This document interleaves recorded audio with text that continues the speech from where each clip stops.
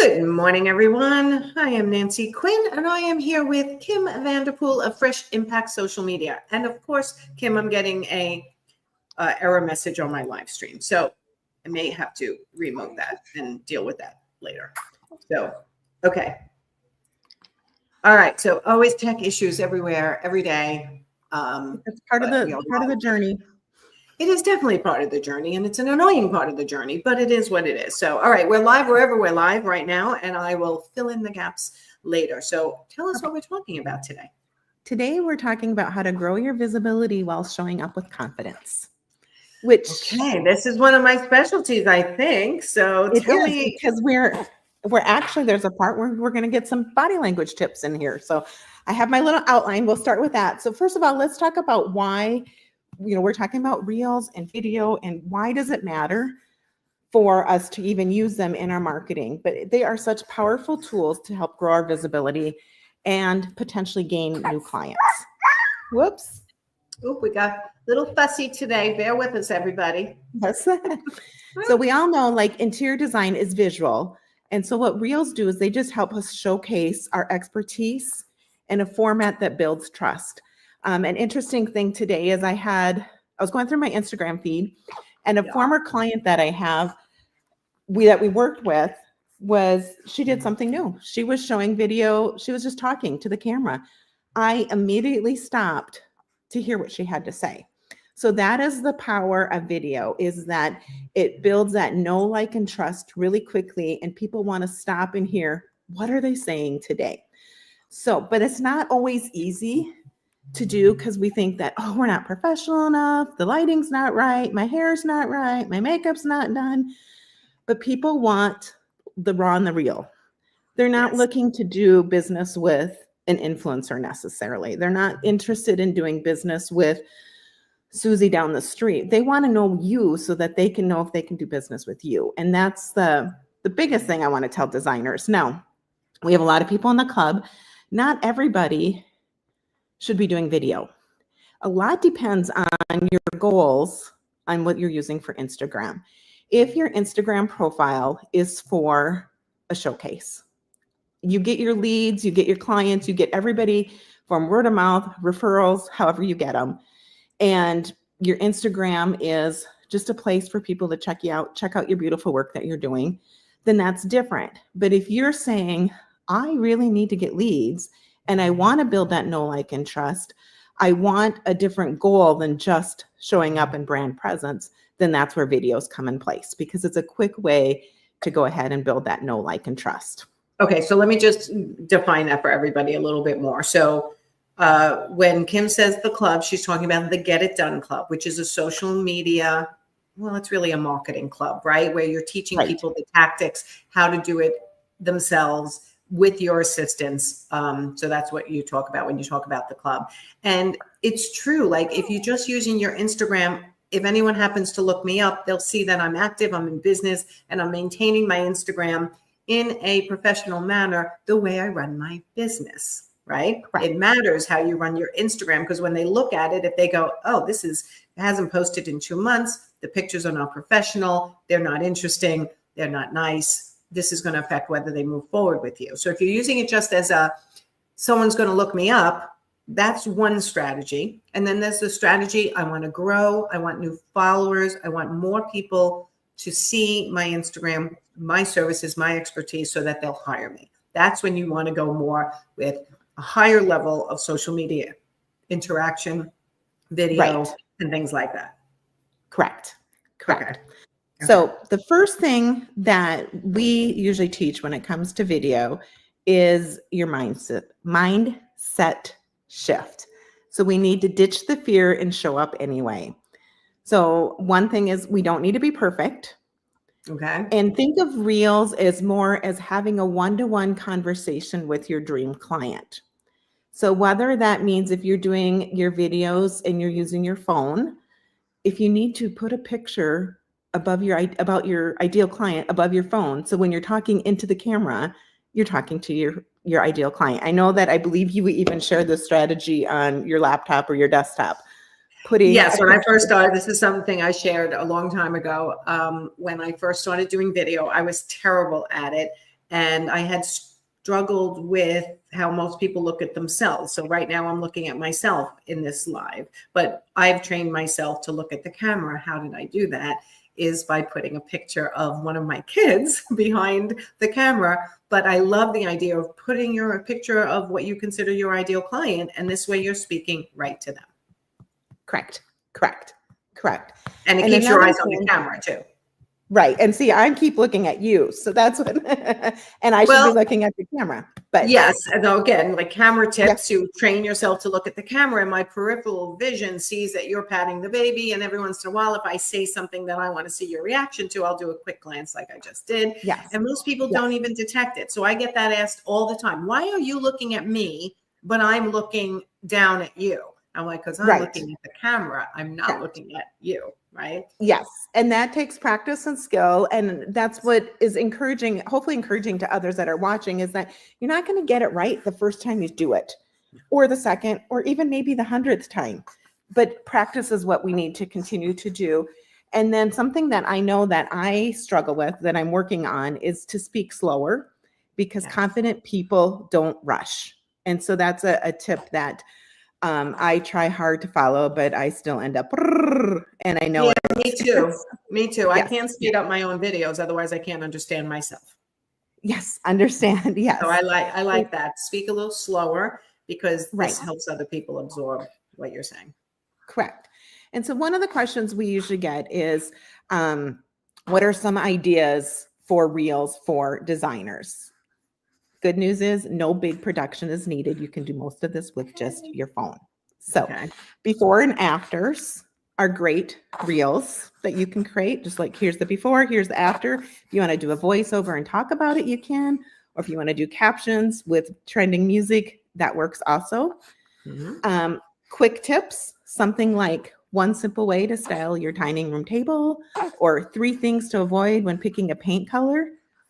Simple, small, little segments is really is key for that.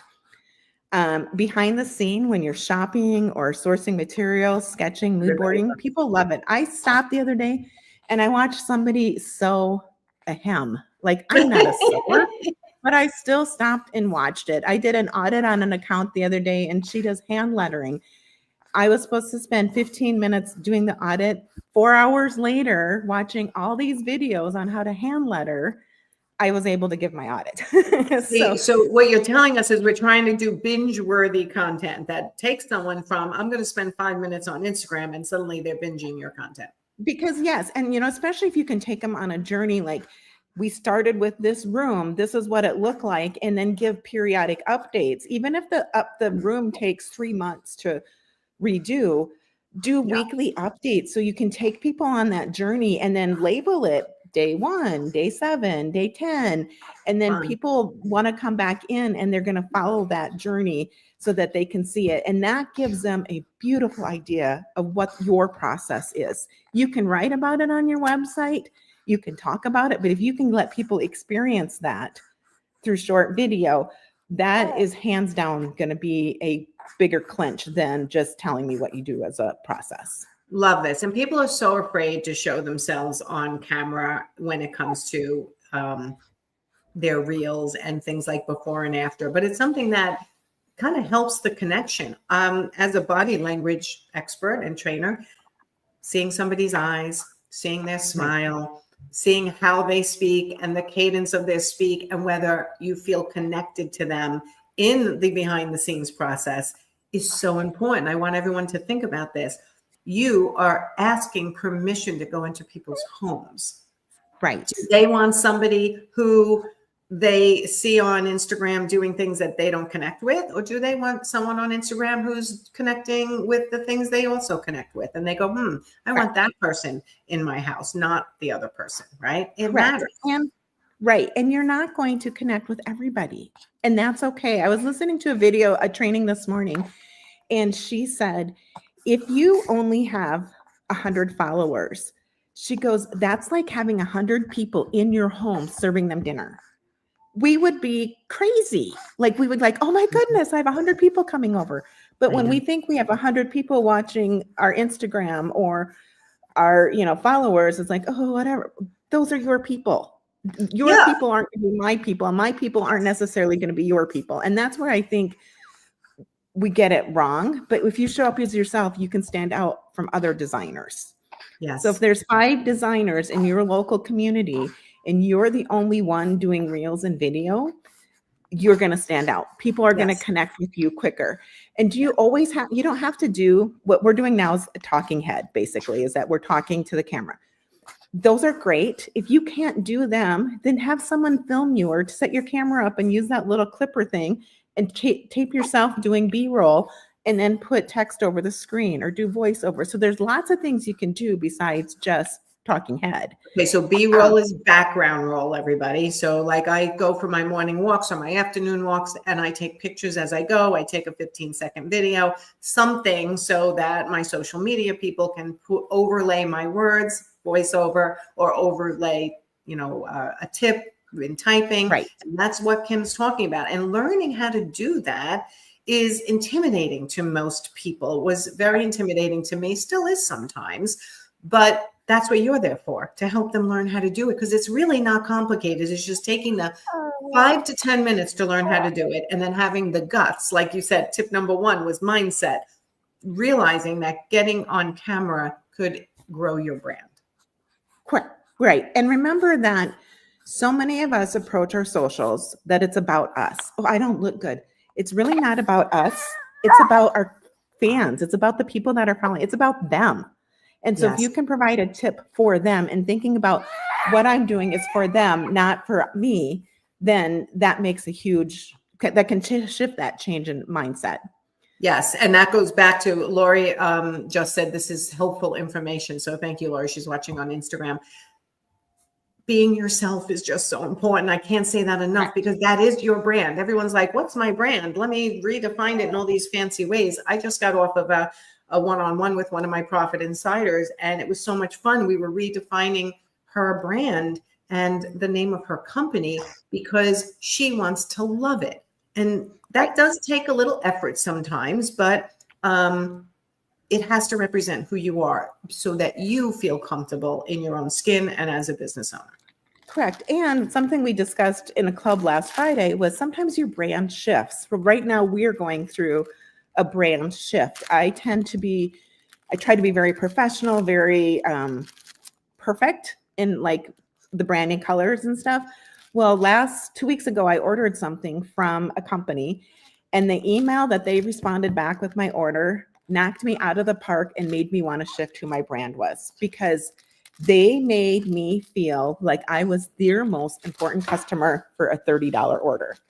And it's like, how can I shift that? So if someone signs up for my list, they know how important I make that they are to me, because they're important to me, but I read my email. That doesn't come through my emails. And so like I was telling the club members is that our brands will shift.